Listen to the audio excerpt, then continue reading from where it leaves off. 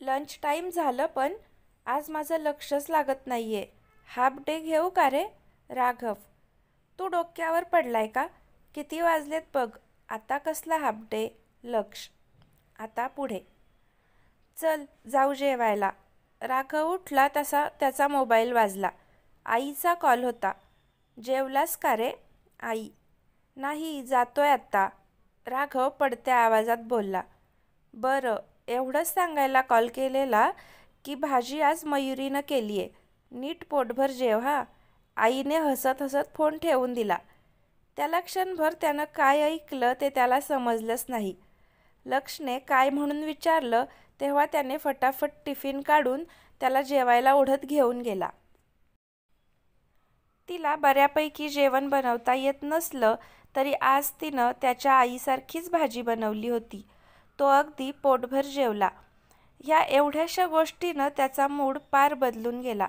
तो खूप खुश झाला होता की त्यानं एकदाही लक्षला त्याच्या डब्यामध्ये हात घालू दिला नव्हता. लक्ष त्याला असं बघून गालातल्या गालात हसत होता. पोट भरलं का बायकोच्या प्रेमानं? मग आता कॉल करून सांगा. लक्ष: हो म्हणत राघवने तिला कॉल लावला. हॅलो. ती: थँक्यू. राघव: जेवलास ना? ती: हो, भाजी खूप छान झाली होती. तो: तुझा मूड खराब होता ना म्हणून. ती: मला आवडलं तुझं सरप्राईज. भारी वाटतंय आता मला. तो: बरं ठेवू का? आई बोलवतायत. बाय. मयुरी: बाय. वा, प्रगती आहे. लक्ष: कशी आहे रे ही? मला कळतच नाहीये. काही कळूच देत नाहीये.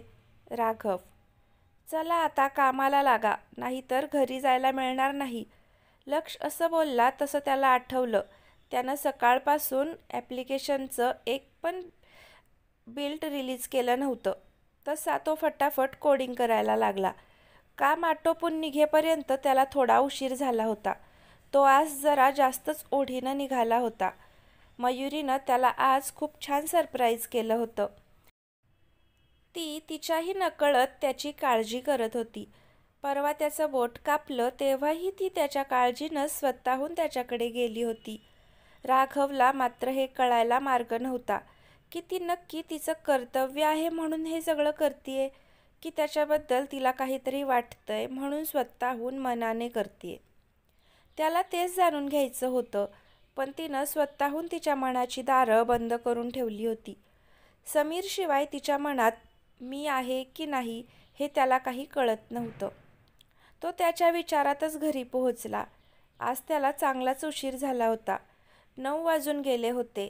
एरवी तो 8पर्यंत पोहोचायचा. सगळे जेवणासाठी त्याची वाट बघत होते. तसाच तो फ्रेश व्हायला वर पळाला. मयुरीने त्याचे कपडे आणि टॉवेल काढून ठेवला होता. त्याला खूप बरं वाटलं. सगळे जेवून सगळं आवरून झोपायला गेले. राघव तिची वाट बघत होता, पण ती येईपर्यंत तो बसल्या बसल्या डुलक्या काढत होता. तो एवढ्या दिवसांनी ऑफिसला गेला होता, त्यामुळं आज खूप थकला होता. वरून लोकलच्या प्रवासाची दगदग झाली होती. तिला त्याला तसं बघून खूप हसू आलं. तिनं त्याला हलवून जागं केलं. नीट झोप, मान आखडेल. ती: मी तुझीच वाट बघतोय. दुपारसाठी थँक्यू बोलायचं होतं. तो: काल स्वतःनेच काहीतरी सांगितलं होतं मला. ते तुझ्यासाठी नाही का लागू होत? ती: होतं ग, पण असंच बोलावंसं वाटलं म्हणून बोललो. तो: बरं मग झोप आता, सकाळी उठायचं आहे परत. Good night. ती: गुड नाईट. तो: ती नेहमीसारखी पिलो वॉलच्या पलीकडे झोपली. आता मात्र त्यानं मनात ठरवून टाकलं, तिच्या मनात काय आहे त्याचा शोध घ्यायचा. तो त्याच विचारात झोपी गेला. त्याचा हा आठवडा पटापट जात होता. शांतपणे विचार करायला त्याला वेळच मिळाला नव्हता. नेहमीचं कंटाळवाणं रुटीन चालू होतं. त्यातून पण वेळ काढून तो मयुरीसोबत रोज रात्री जेवणानंतर गप्पा मारायचा. दोघांचं कामाचं क्षेत्र एकच असल्यानं तो तिला त्याबद्दल पण सांगायचा. तिनं दिवसभर काय केलं ते जाणून घ्यायचा. तिला त्याचं खूप कौतुक वाटत होतं. तो सगळ्यांना धरून पुढे जात होता. आई, बाबा, दादा, वहिनी आणि आरोहीसोबत बोलल्याशिवाय त्याचा दिवस संपायचा नाही. सगळ्यांना त्यांचा वेळ द्यायचा. आणि तिच्यासाठी तर स्पेशल वेळ ठेवला होता त्यानं. तिला हल्लीच तो तिच्या आयुष्यात असल्याचं समाधान वाटू लागलं होतं. तो तिचा भूतकाळ हळूहळू मागे टाकत ती त्याच्यासोबत पुढे जात होती. आज शुक्रवार होता. सगळे रात्रीच्या जेवणासाठी जमत होते. राघवने नुकतंच येऊन त्याचं आवरलं होतं. त्यामुळे तो मोबाईलवर वेळ घालवत बसला होता. उद्या परवा सुट्टी होती. त्यामुळं काय करायचं त्याचा विचार करत होता. समोर आरोही आणि दादाचा सुद्धा हाच उद्योग चालू होता. तोपर्यंत आरोहीनेच त्याला प्रश्न केला, काय भाई, उद्याचा काय प्लॅन? आरोही, सध्या तरी काही ठरलं नाहीये. राघव, दादा, तू काय करतोयस उद्या? त्यानं दादाला विचारलं. काय नाही रे, आराम करावा असं वाटतंय. वेद, कसले बोरिंग आहात रे तुम्ही. मस्त बायकोला घेऊन फिरायला जायचं तर काय नाही. आरोही. आरोहीच्या ह्या बोलण्यावर त्यानं आपल्या प्लॅनबद्दल काहीच विचार नाही केला हे आठवलं. आरोही, दादा, मला तुमची मदत हवी आहे. राघव, काही प्रॉब्लेम आहे का रे? वेद, नाही दादा, असं म्हणत त्यानं त्याला काय करायचंय ते सांगितलं. एवढंच ना? मग चल, उद्यापासूनच सुरुवात करू. आरोही, माझी आई, आधी मला सांग तुला काय करायचंय ते. नंतरचा सगळा गोंधळ नेहमी मला आवरावा लागतो. राघव तिला हात जोडत बोलला. गप रे, ते होतं चुकून कधीतरी. ठीक आहे, आपण उद्या आपल्या फार्म हाऊसवर जाऊयात ना. तिला नेलं नाहीये आपण. चल, सगळ्यांना रेडी करू आधी, बाकी उद्या सांगते. आरोही. तेवढ्यात आई त्यांना जेवायला बोलवायला आल्या. तसे ते जेवायला गेले.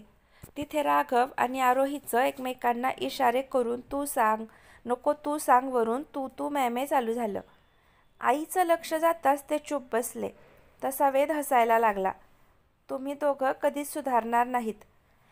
काही नाही ग आई, आरोहीला फार्म हाऊसवर जायचं आहे. हो ना ग? वेद, तू माझ्यावर का घसरतोय? आरोही त्याला डोळे दाखवत बोलली आणि राघव डोक्याला हात लावला. ठीक आहे, मी सांगतो. उद्या परवा सुट्टी आहे तर जायचं का? वहिनी, तू सुट्टी घेशील का उद्या? राघव विषय संपवत बोलला. हो चालेल ना, मी कळवते तसं ऑफिसला. सायली, ठीक आहे, ठरलं तर. उद्या सकाळी निघून परवा रात्री येऊ. मी सुद्धा काकांना कळवतो आपण येतोय असं. राघव, त्या लक्षला पण सांग, बिचारं माझं लेकरू एकटंच राहील. आई, हो सांगतो बरं. आता कोण बाकी राहिलं का अजून? राघव सगळ्यांनी नाही म्हणून मान डोलावली. चला मग चालू करा आता, जेवण थंड होतंय. आई. जेवून राघवने लक्षला कॉल करून उद्या सकाळी बरोबर 7ला ये असं सांगितलं. उद्याची पॅकिंग करून सगळे शांत झोपी गेले. पण इथे राघव आणि आरोहीची वेगळीच तयारी चालू होती. आरोहीनं रात्री कॉल करून प्रियाला पण बोलावलं होतं. तिने सगळी कल्पना आधीच देऊन ठेवली होती. त्यामुळं आता त्यांची 5 जणांची टीम तयार झाली होती. तिथे वेदने पण सायलीला सांगितलं होतं. आरोहीची प्लॅनिंग झाली होती. त्याप्रमाणे राघवने त्यांच्या दिवसाची कुठे कुठे फिरायला जायचं त्याची प्लॅनिंग केली होती. सगळी ठरवाठरवी झाली तसे ते दोघं झोपले. मयुरीने तिचं आवरून बाबांना कॉल लावला. बाबा, आम्ही सगळे 2 दिवस बाहेर जातोय. ती, हो माहीत आहे, बाबा बोलून गेले आणि तिच्या आईनं डोक्याला हात लावला. काय तुम्ही पण, तिला कळेल आता. तसं बाबा पटकन बोलले. हो जाऊन या. प्रियाला पण सांगा, नाहीतर सारखी फोन करत राहील. ती, ह्यांना कसं समजलं असं विचार करत बोलली. ठीक आहे, सांगतो. बाबांनी घाईनं कॉल कट केला. इथे प्रिया तिच्या मागे उभी राहून सगळं बोलणं ऐकत होती. हो ग, अजिबात कॉल नाही करणार, कारण मी सोबत येते तुझ्या. प्रिया तिच्या कानात ओरडली तसं ती दचकली. तू इथे कशी? मयुरी, काय ग, मला विसरलीस तू? एकटी एकटी मज्जा कर फक्त. बघ, माझ्या जिजूलाच माझी काळजी आहे. प्रिया तोंड पाडत बोलली आणि बेडवर बसली. मयुरी तिच्याकडे बघत राहिली. तिला समजलं होतं बाबांना कसं कळलं ते. तितक्यात राघव तिथे आला. त्याला वातावरण गरम झाल्याचं जाणवलं. अरे प्रिया, आलीस तू? जा, आरोही तुझी वाट बघतीये. प्रियाला त्यानं पाठवून दिलं. अगं मी नाही हा बोलावलं. आरोहीनं रात्रीच कॉल केलेला तिला. ती एकटीच बाकी राहिली असती म्हणून. राघव तिला बोलला. तिनं त्याच्याकडे बघत काही न बोलता तिची बॅग उचलली आणि खाली निघून गेली. देवा, वाचव मला आता. राघवने मनातल्या मनात डोक्याला हात लावला. त्यानं तिला सांगितलं होतं की तिला न सांगता काही करणार नाही. पण हे तर आरोहीने केलं होतं आणि आता तो अडकला होता. सगळे खाली जमले होते. कधी नव्हे तो लक्ष पण वेळेवर पोहोचला होता. वेद आणि तो कोण कोणत्या गाडीतून येणार ते ठरवत होते. त्यानं तसं सगळ्यांना सांगितलं तसं ते निघाले. मयुरी छोट्या गाडीत जाऊन मागे बसली. तसं राघवने लक्षकडे तोंड पाडत बघितलं. मीरा तिच्या बाजूला जाऊन बसली. मग आता लक्ष पुढे आणि ड्राईव्ह करायला राघव बसला. इथे आरोही पण ह्यांच्या कारकडे निघाली. तसं वेदने तिला पकडून मोठ्या गाडीत बसवलं. अर्ध्या तासाने ते न्याहारीसाठी थांबले. सगळ्यांनाच भुका लागल्या होत्या. तेव्हा लक्षने प्रियाला पुढे येऊन बस असं सांगितलं. तसं ती पण खुश झाली. मयुरी तिच्या जागेवर जाऊन बसली. लक्षने राघवला मी ड्राईव्ह करतो म्हणून सांगितलं. तसा तो मागे जाऊन तिच्या बाजूला बसला. त्याला कळलं होतं की ही का रागावली येते. पण आता काय करू त्या विचारात असताना लक्षने हळूच गाणी लावली. त्या मराठी रोमॅन्टिक गाण्यामुळे मयुरीचा मूड थोड्या वेळाने बदलला आणि ती बाहेर पाहत ते गाणं एन्जॉय करत होती. राघवने मनातल्या मनात लक्षला मानलं. एकदम सही सही गाणं लावलं होतं त्याने. आणि तिच्याकडे बघून हसून बघितलं.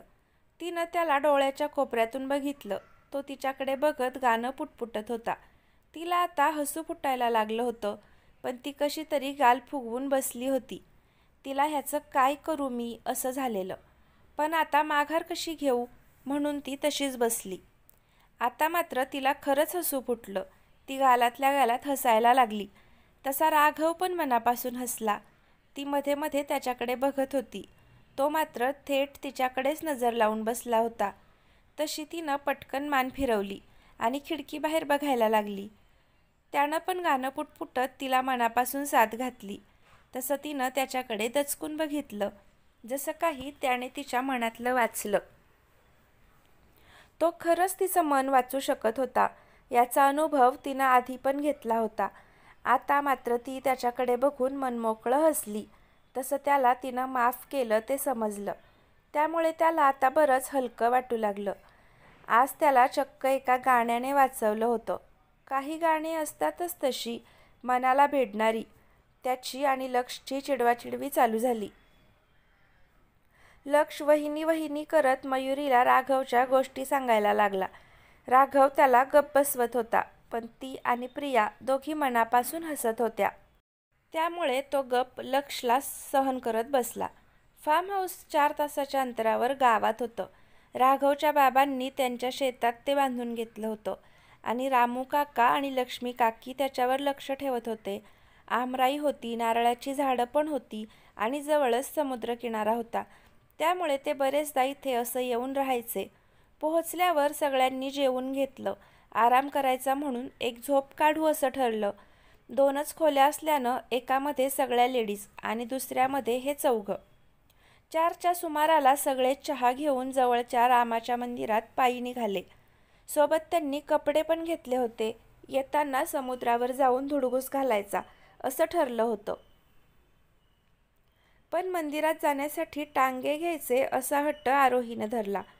पुढे 2 आणि मागे 2 असं प्रत्येक टांग्यात 4 बसू शकत होते. त्यांनी 2 टांगे घेतले. पण हे होते 9 जण. त्यामुळे राघव आणि मयुरी सोबत प्रिया जाऊन बसली. सगळं ठरल्याप्रमाणे चालू होतं. त्यामुळे मयुरीला राघवला चिकटून बसायला लागलं. ती असं जवळ आली त्यामुळे तो पण गांगरला. टांगा चालू झाला तशी प्रियाची मस्ती चालू झाली. ती मुद्दाम तिला राघवजवळ ढकलत होती. टांगा एवढा हलत पण नव्हता तरीही मात्र तिला धक्के देत त्याच्यावर ढकलत होती. राघवला तिच्या असं करण्याचं खूप हसू येत होतं. तो ते मनापासून एन्जॉय करत होता आणि मयुरी मात्र खाऊ की गिळू नजरेनं तिला बघत होती. पण ती तिला राघवसमोर काही बोलू शकत नव्हती. मयुरीने हळूच त्याच्याकडे बघितलं. तो तिच्याकडे बघून हसत होता. त्याने हळूच तिच्या खांद्यावर हात ठेवला. सरळ करून प्रियाला तिच्यापासून लांब करता येईल असा ठेवला. तोपर्यंत मयुरी त्याच्या खूप जवळ सरकली होती. प्रिया आता धक्का मारत होती, पण तिला तो लागत नव्हता. आता तिला पण हसू फुटलं. प्रियाच्या बालिश वागण्यानं मयुरी राघवच्या खूप जवळ गेली होती. तिला तिचा राग पण येत होता आणि ते हवंहवंसं पण वाटत होतं. मंदिरात जाऊन खूप शांत वाटत होतं. दूरवरून समुद्राची गाज ऐकू येत होती. ती ऐकत डोळे मिटून मयुरी शांतपणे बसली होती. तिला आज खूप शांत वाटत होतं. आज काहीतरी नवं बसल्यासारखं तिला वाटत होतं, पण नक्की काय तेच उमजत नव्हतं. राघव तिच्या बाजूलाच बसला होता. नेहमीप्रमाणे तिला भान हरपून बघत होता. त्यावरून पण लक्ष त्याला नेहमीसारखं चिडवत होता, पण आज सगळ्यांचे अपराध त्याला मान्य होते. तिथून निघून सगळे समुद्रावर गेले. मयुरीचे केस वाऱ्याने उडत होते, ओढणी उडत होती, ड्रेसही उडत होता. तिला कशाला आधी सावरू ते समजत नव्हतं. तिची ही धांदल बघून राघवने तिच्यासमोर उभा राहिला. वाऱ्याचा वेग थोडा कमी झाला तसं तिनं पटकन ओढणीला गाठ मारली आणि केस वरती बांधून टाकले. तोपर्यंत सगळेच पाण्याच्या दिशेनं पळाले होते. आई बाबा दोघं छान वाळूमध्ये बसून गप्पा करत त्यांना बघत होते. मयुरी आणि राघव एकत्र चालत त्या सगळ्यांच्या दिशेनं जात होते. ती अनवाणी पायानं वाळूचा मऊ स्पर्श अनुभवत होती. जसं ती लाटांजवळ पोचली तशी ती थांबली. काय झालं? चल ना. राघव, नको, मला नाही यायचं पाण्यात. भिजायला नाही आवडत मला. तिथे गेले तर ते काही सोडणार नाहीत. तू जा, मी इथेच थांबते. ती, अगं थोडं अजून पुढे चल ना. त्याला तिचा हात पकडून तिला घेऊन जायचं होतं, पण ती तिथून हलायला तयार नव्हती.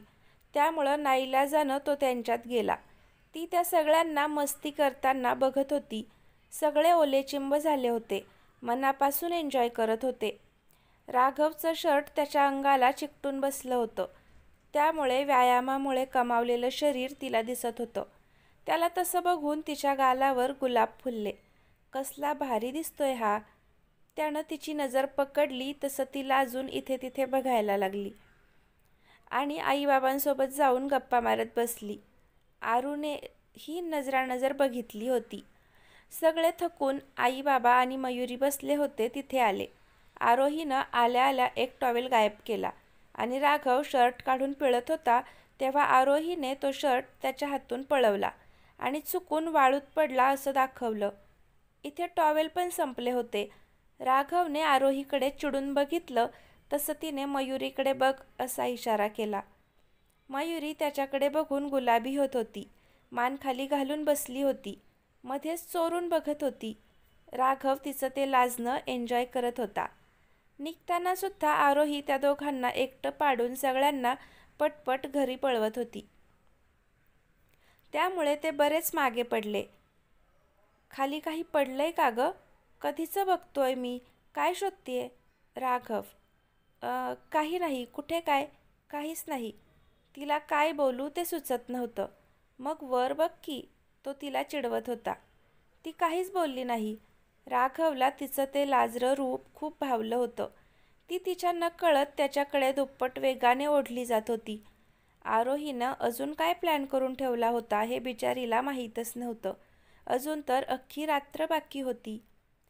तर मित्रमैत्रिणींनो, पुढे आरोही या दोघांसाठी 2 दिवस काय काय प्लॅन करून ठेवलेला आहे हे आपल्याला पुढील भागात पाहायला भेटेल. तुम्हाला ही कथा कशी वाटते आहे कमेंटद्वारे नक्की सांगा. व्हिडिओ तुम्ही शेवटपर्यंत पाहिला त्याबद्दल मनापासून आभार. असेच नवनवीन व्हिडिओ पाहण्यासाठी चॅनलला आत्ताच सबस्क्राईब करा. धन्यवाद.